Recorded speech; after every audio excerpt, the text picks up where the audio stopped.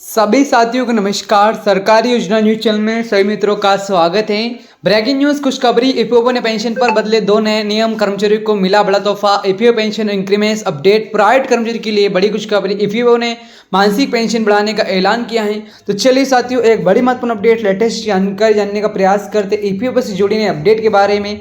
तो जी हाँ साथियों, इस प्रकार चैनल को सब्सक्राइब नहीं किया, चैनल को सब्सक्राइब कर लीजिए, इस वीडियो को शेयर करें। आ जानते हैं बड़ी महत्वपूर्ण अपडेट, लेटेस्ट जानकारी। और जैसे कि साथियों, EPFO pension increments update, private sector काम करने वाले लाखों कर्मचारियों के लिए साल 26 को लेकर एक बड़ी और हाथ भरी चर्चा देखने को मिल रही है।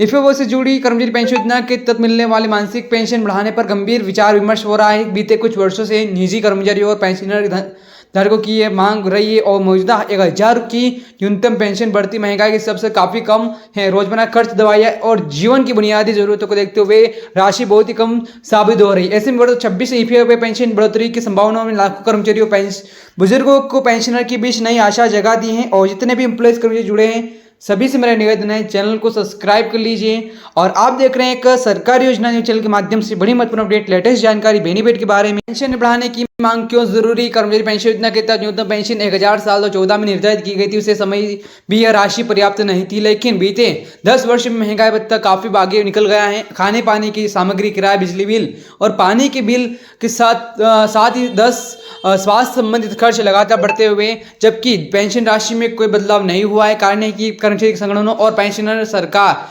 ईपीएफओ के सामने बार बार पेंशन बढ़ाने की मांग रखी है। उनका कहना है कि निजी क्षेत्र में लाखों कर्मचारियों के लिए एकमात्र सामाजिक सुरक्षा का समाधान है, इसलिए इसे सम्मानजनक स्तर पर बढ़ाया जाना अत्यंत आवश्यक है। सभी पेंशनरों को मिलेगा लाभ। ईपीएफओ पेंशन बढ़ोतरी का फायदा केवल एक नए रिटायर होने वाले वर्कर को नहीं बल्कि मौजूदा पेंशनर को भी मिलने की प्रबल संभावना है। प्रस्ताव योजना के अनुसार पेंशन ईपीएफओ के रिकॉर्ड के आधार पर स्वचालित रूप से अपडेट किया जा सकता है, जिससे पर्सनल को अलग से ही तरह आवेदन करने की जरूरत नहीं पड़ेगी। विधवा पेंशन, विकलांगता पेंशन और आश्रित पेंशन प्राप्त करने वाले लाभार्थियों को इसका फायदा मिल सकता है और इससे आर्थिक सुरक्षा का दायरा और मजबूत होगा और जरूरतमंद परिवारों का आर्थिक सहारा मिलेगा। वेतन सीमा में बढ़ोतरी से अधिक पेंशन फिलहाल ईपीएस में तहत पेंशन गणना अधिकतम 15,000 रुपये की वेतन सीमा पर की जाती है, यानी कि कर्मी की वास्तविक सैलरी इससे अधिक भी पेंशन गणना 15,000 रुपये के आधार पर होती है। प्रस्तावित बदलाव के इस वेतन सीमा को बढ़ाकर 25,000 रुपये प्रति माह करने की बात सामने आ रही है। वेतन सीमा बढ़ाने का सीधा अर्थ है कि पेंशन योग्य वेतन भी बढ़ेगा, जिससे मासिक पेंशन की आर्थिक राशि उल्लेखनीय वृद्धि देखने को मिलेगी। ये बदलाव विशेष रूप से उनके वर्कर्स के लिए लाभदायक होगा, उन्हें जिन्होंने लंबे समय तक कार्य कर सेवा दी है।